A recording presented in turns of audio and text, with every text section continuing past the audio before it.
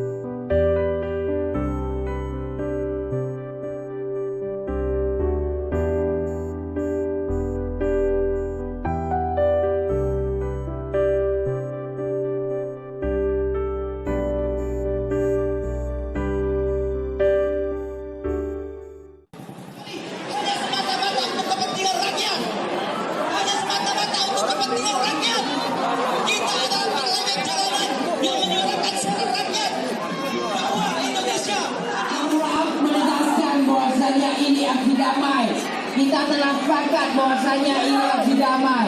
Kita tunjukkan kepada mereka bahwasanya kita punya otak. Kita bawa otak ke sini. Kita beri perhatian.